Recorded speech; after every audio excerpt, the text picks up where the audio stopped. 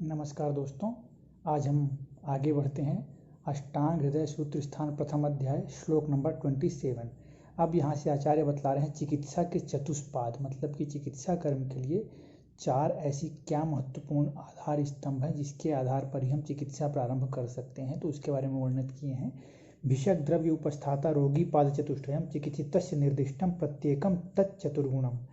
आचार्य कहते हैं कि चिकित्सा के चार प्रमुख पाद या आधार स्तंभ हैं। भिषक, सबसे पहले उन्होंने भिषक वर्णन किया, इसे हमें ध्यान रखना है। भिषक द्रव्य मतलब औषध द्रव्य, उपस्थाता मतलब कि परिचारक या फिर जो उनके सेवक होते हैं, जिनको आजकल हम सिस्टर्स ब्रदर्स बोलते हैं, ये सब हो सकते हैं, और रोगी। ये चार चिकित्सा के चतुष्पाद कहे गए हैं।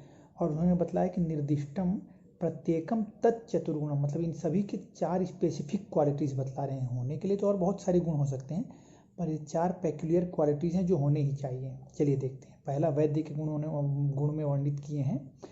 दक्ष तीर्थार्थ शास्त्रार्थो दृष्टकर्मा शुचिर्भिषक, मतलब कि वैद्य को दक्ष होना चाहिए, तीर्थार्थ शास्त्रार्थ होना चाहिए, दृष्टकर्मा होना चाहिए, शुचि मतलब पवित्रता होनी चाहिए। औषध के गुण बतलाते हुए कहते हैं बहुकल्पम बहुगुणम संपन्नम योग्यम औषधम। औषध के चार क्वालिटीज बोल रहे हैं। बहुकल्पम मतलब कि एक ही औषध की बहुत सारी कल्पनाएं बनाई जा सकें। बहुगुणम मतलब कि औषध अपने बहुत से गुणों से युक्त हो। संपन्न मतलब जो उसकी हर औषध की जो सामान्य अवस्था में क्वालिटीज या रसगुण वीर विपाक बतलाए गए हैं वो परिपूर्ण मात्रा में उसमें उपस्थित हो। और योग्यम औषध मतलब किसी भी रोग के लिए निर्हरण के लिए वो समर्थ हो, योग्य हो। परिचारक के गुण में अनुरक्ता शुचिर दक्षो बुद्धिमान परिचारक। अनुरक्त मतलब कि जो रोगी से स्नेह रखने वाला हो, रूड बिहेव ना करे पेशेंट के साथ। शुचि मतलब उसके अंदर भी पवित्रता होनी चाहिए, साफ सफाई से रहे। दक्ष मतलब अपने कार्य में दक्ष हो। और बुद्धिमान मतलब कि अगर रोगी को कैसे टैकल करना है, ये सब चीज़ों का उसे ज्ञान होना चाहिए। फिर रोगी के गुण हैं आढ्यो रोगी भिषक वश्यो ज्ञापक सत्ववानपि। रोगी धनवान, भिषक वश्य वैद्य के अधीन रहने वाला, ज्ञापक मतलब अपनी जो भी तकलीफें उनको बतला सकने वाला, तथा सत्ववान मतलब धैर्यशाली होना चाहिए। ये चार क्वालिटीज आचार्य ने रोगी के लिए बतलाए हैं। अब आगे देखते हैं श्लोक नंबर 30। सर्व औषध क्षमे देहे यूनः पुंसो जितात्मना अमर्मगो अल्प हेत्वग रूपो अनुपद्रवः अतुल्य दूष्य देश शर्तु प्रकृति पाद संपदि ग्रहेश्व अनुगुणेश्व दोष मार्गो नवः सुखम। मतलब कि रोग के भेद बतला रहे हैं यहाँ पे कि रोग चार प्रकार के बोल रहे हैं। क्या क्या? साध्य और असाध्य भेद से दो प्रकार के हो गए, फिर ये दोनों दो दो प्रकार के हो जाएंगे। क्या क्या? जैसे साध्य के दो भेद हो जाएंगे सुख साध्य कृच्छ साध्य, और असाध्य के दो भेद हो जाएंगे याप्य और प्रत्याख्येय। फिर अगला श्लोक नंबर 32। शस्त्रादि साधना कृच्छ्य संकरे च ततो गदः शेषत्वादायुषो याप्य पथ्याभ्यास द्विपर्यये। तो कृच्छ साध्य रोगों के बारे में बतला रहे हैं कि शस्त्रादि साधना है कृच्छ है, मतलब कि जो शस्त्र इत्यादि जिसमें प्रयोग करेंगे, जैसे शस्त्र हो गया, छार हो गया, अग्नि, ऐसे जिनमें प्रयोग करेंगे वो अपेक्षाकृत कृच्छ साध्य होंगे। वे रोग पहले से ही कष्ट साध्य हैं, कठिनाई से ठीक होंगे। और शेषत्वादायुषो याप्य है, और इसके अलावा जो भी बीमारियां हैं वो सब याप्य कही गई हैं। असाध्य का वर्णन करते हुए लिखते हैं कि अनुपक्रम एव स्यात् स्थितो अत्यंत विपर्यये औत्सुक्य मोह अरतिकृत दृष्ट रिष्टो अक्षनाशनः। जो रोग सुख साध्य के लक्षणों के अतिशय विपरीत लक्षणों से युक्त हों, जिसमें उत्सुकता, विषयोत्कंठा, मोह चित्तनाश और अरति बेचैनी हो, मृत्यु सूचक चिन्ह जिस रोग में स्पष्ट हों, चक्षु आदि इंद्रियां जिसमें नष्ट हो जाएं, वह असाध्य है। इस प्रकार मतलब हमें इस श्लोक से यही समझना है कि आचार्य ने प्रमुख रूप से साध्य साध्यता के आधार पर दो व्याधियां बतलाई, मतलब दो भेद बोले, साध्य असाध्य। फिर इन दोनों के दो दो डिवीजन बोल दिए हैं, सुख साध्य कृच्छ साध्य, याप्य और प्रत्याख्येय। अब आगे हम देखते हैं कि सुख साध्य लक्षण युक्त होने पर भी चिकित्सा के अयोग्य कौन कौन होते हैं। त्यजेद आर्तम भिषक भूपैर्द्विष्टम तेषां द्विषम विषम हीनोपकरणम व्यग्रम विधेयम गतायुषम चंडम शोकातुरम भीरुम कृतघ्नम वैद्यमानिनः। तो कुछ स्पेसिफिक लक्षण होते हैं और कुछ विशेष प्रकार के रोगी होते हैं जिन्हें हमें त्याग देना चाहिए। ऐसे रोगी ठीक नहीं होंगे और इससे वैद्य को अपयश की प्राप्ति होती है, इसलिए इन्हें त्यागने का निर्देश किए हैं। क्या कौन कौन हो सकते हैं? वैद्य और राजाओं से जो द्वेष करता है, या वैद्य या राजा जिससे द्वेष करते हों, अपने से जो द्वेष करता है, जिसके पास चिकित्सा के साधन नहीं हैं, जो काम में फंसा है जिसे अवकाश नहीं, वैद्य की आज्ञा को जो नहीं मानता, मनमानी करता है, जिसकी आयु समाप्त हो, चंड क्रोधी, शोक में डूबे, डरपोक, किए हुए को ना मानने वाले मतलब कृतघ्न, जो वैद्य ना होते हुए भी अपने को वैद्य मानता हो, इस प्रकार के रोगियों की चिकित्सा वैद्य को नहीं करनी चाहिए। इनकी चिकित्सा करने पर हमें अपयश की ही प्राप्ति होती है। श्लोक नंबर 35, तंत्रस्य परम चातो वक्ष्यते अध्याय संग्रह। इसके आगे इस तंत्र के अध्याय संग्रह की व्याख्या करेंगे। तो परीक्षा के दृष्टिकोण से हमें यह भी जानना है कि अष्टांग हृदय में विषय वस्तु मतलब कि सभी स्थान में कौन से चैप्टर में क्या चीज़ें हैं, इसका डिस्क्रिप्शन कहाँ पे दिया हुआ है। तो आचार्य ने प्रथम अध्याय में ही इसका वर्णन कर दिया है। जैसे आगे लिखते हैं इस श्लोक नंबर 36, 37, 38, आयुष कामादिन तुहिर आहार रोगानुत्पादन द्रवा अन्न ज्ञानान्न संरक्षाम मात्रा द्रव्य रसाश्रया दोषादि ज्ञान तद भेदत चिकित्सा द्वय उपक्रमाः शुद्ध्यादि स्नेह स्वेद रेखा स्थापन नाम धूम गंडूस अश्रिक सेक तृप्ति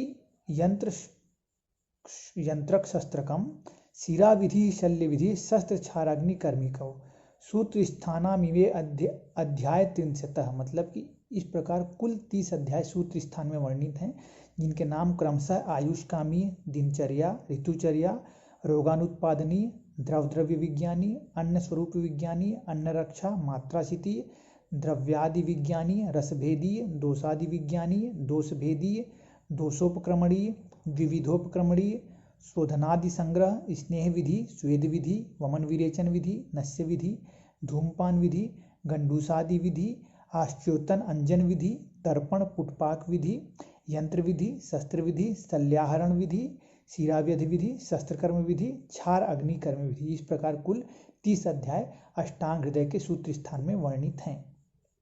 सूत्र स्थान के पश्चात शारीर स्थान का निर्देश है। श्लोक नंबर 39, 39, शरीरम उच्यते गर्भावक्रांति द्वयापद अंग मर्म विभागिकम विकृतिर्दूत जम षष्ठम। मतलब कि शारीर स्थान में कुल 6 अध्याय ही हैं। प्रथम अध्याय का नाम है गर्भावक्रांति, फिर गर्भ व्यापद विधि, फिर अंग विभाग शारीर अध्याय, फिर मर्म विभाग शारीर अध्याय, फिर विकृति विज्ञानी और दूतादि विज्ञानी। ये 6 अध्याय शारीर स्थान में हैं। तत्पश्चात निदान स्थान का उल्लेख है। निदान स्थान में आचार्य ने 16 अध्यायों का वर्णन किया है। तो ये नंबर्स भी हमें, संख्याओं का ध्यान हमें रखना है। सूत्र स्थान में 30 थे, शारीर स्थान में 6 और निदान स्थान में हम देख रहे हैं कि 16 अध्याय हैं। क्या क्या हैं?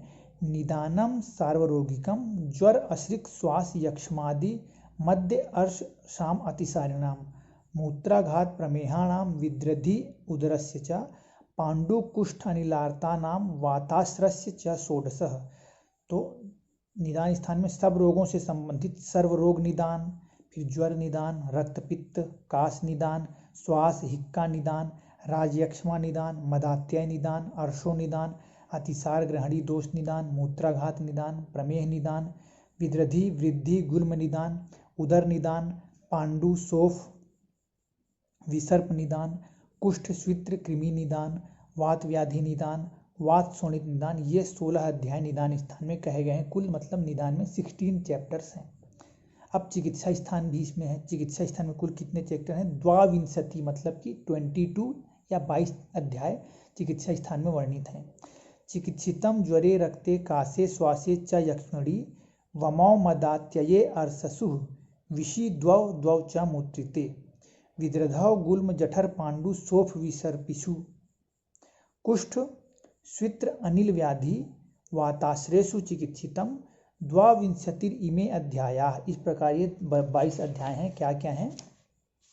ज्वर चिकित्सा, रक्तपित्त चिकित्सा, काश चिकित्सा, श्वास हिक्का एक साथ एक ही अध्याय में बतलाए हैं। श्वास हिक्का चिकित्सा, राज्यक्षमा चिकित्सा, छर्दी हृदरोग तृष्णा चिकित्सा, मदात्य चिकित्सा, अर्श चिकित्सा, अतिसार चिकित्सा, ग्रहणी दोष चिकित्सा, मूत्राघात चिकित्सा, प्रमेह चिकित्सा, विद्रधि वृद्धि चिकित्सा, गुल्म चिकित्सा, उदर चिकित्सा, पांडुरोग चिकित्सा, श्वयथु चिकित्सा, विसर्प चिकित्सा, कुष्ठ चिकित्सा, श्वित्र कृमि चिकित्सा, वात व्याधि चिकित्सा, वात शोणित चिकित्सा, ये 22 या 22 अध्याय चिकित्सा स्थान में वर्णित हैं।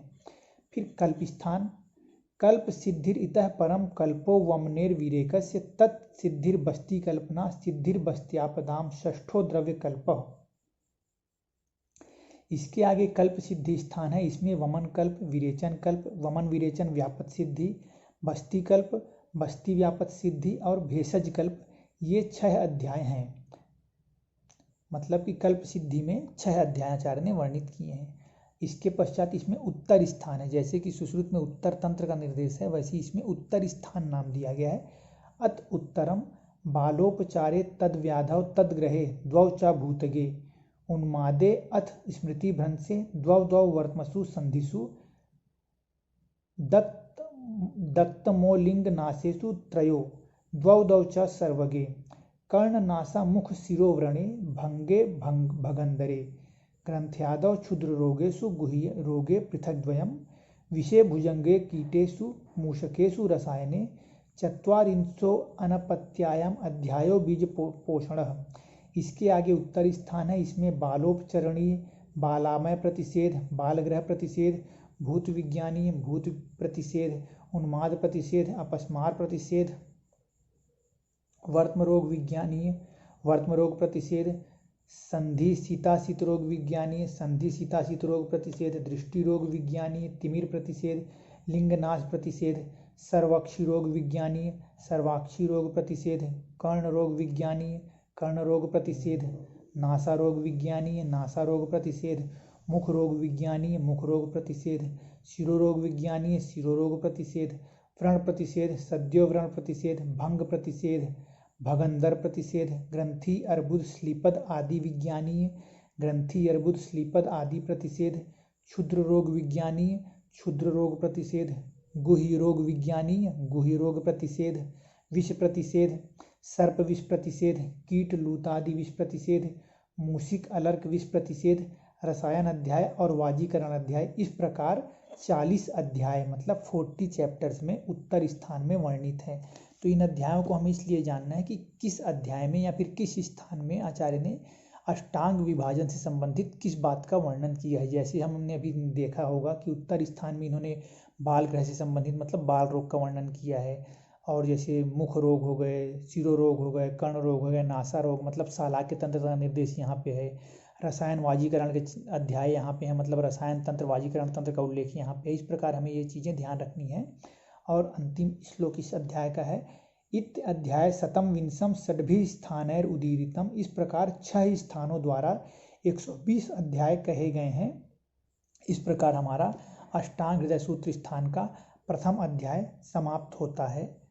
अब हम द्वितीय अध्याय की ओर अग्रसर होंगे। धन्यवाद।